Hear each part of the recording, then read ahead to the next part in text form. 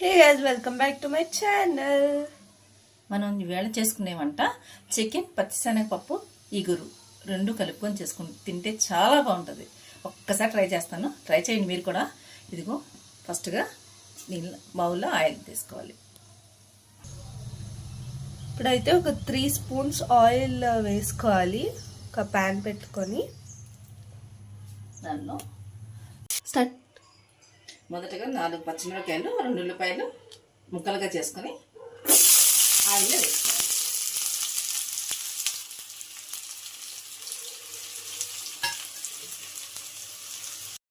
ఇప్పుడైతే onions and చిల్లీస్ని బాగా fry చేసుకోవాలి కదా.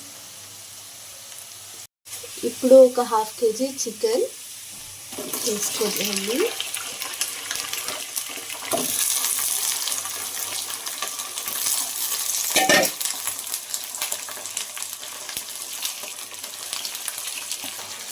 ఇప్పుడైతే ఒక స్పూన్ సాల్ట్ వేసుకోవాలి.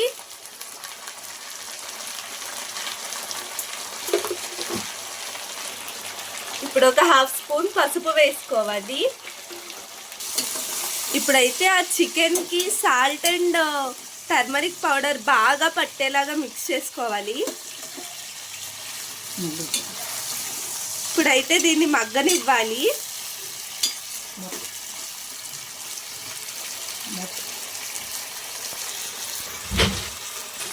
ఇప్పుడైతే దీన్ని ఒక లిడ్తో క్లోజ్ చేసుకోవాలి. ఈ చికెన్ మధ్యలోపు మనమైతే మసాలా రెడీ చేసుకుందాం.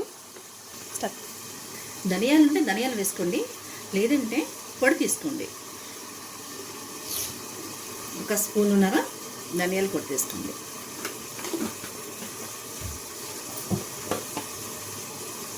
ఒక మిక్సీ జార్లో ధనియాల పొడి వేసుకోవాలి. దాల్చిన చెక్క 1 పీసు,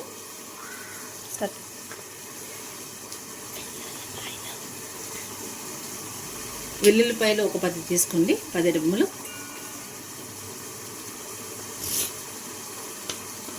అల్లం ముక్క 1 ఇంచు, ఒక ముక్క ముక్కలుగా చేసుకోండి. లవంగాలు ఒక 4 లవంగాలు, ఒక యాలకి వేసుకోండి. కొబ్బరి ముక్కలు కొన్ని తీసుకోండి. ఇవ్వండి కొబ్బరి ముక్కలు. ఇవి మెత్తగా గ్రైండ్ చేసుకోండి.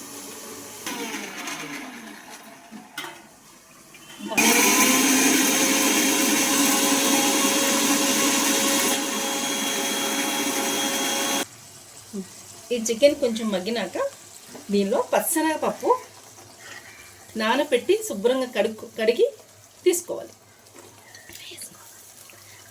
దీనిలో వేసుకోవాలి. చాలా బాగుంటుందండి. మీరు టేస్ట్ చేస్తే ఎప్పుడు చికెన్ అలా ఉండే బోర్గా ఉంటుంది, ఇట్లా స్పెషల్గా చేసుకోండి, చాలా బాగుంటుందండి. కొత్తగా ట్రై చేయండి ఒకసారి. ఇప్పుడు 2 స్పూన్ల కారం వేయండి.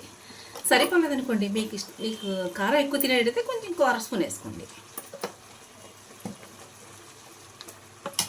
అది మీ స్పైసీనెస్కి తగ్గట్టు ఉండేలా చేసుకోండి. నేనైతే స్పైసీనెస్ తక్కువే తింటాం, మీరు ఎక్కువ తినేటట్టయితే ఒక 1/2 స్పూన్ ఎక్కువ వేసుకోండి.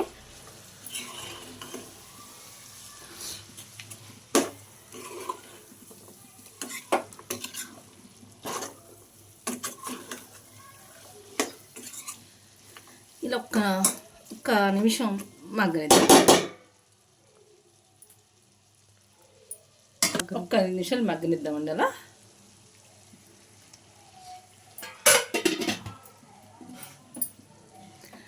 ఒకసారి పెట్టాం. ఇప్పుడు మసాలా కూరలో వేసేద్దామండి. చూడండి ఒకసారి.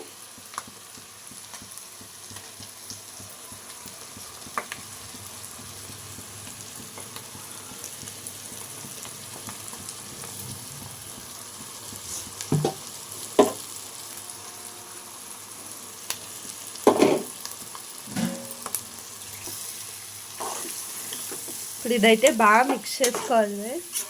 కొంచెం బాగా మిక్స్ చేసుకుని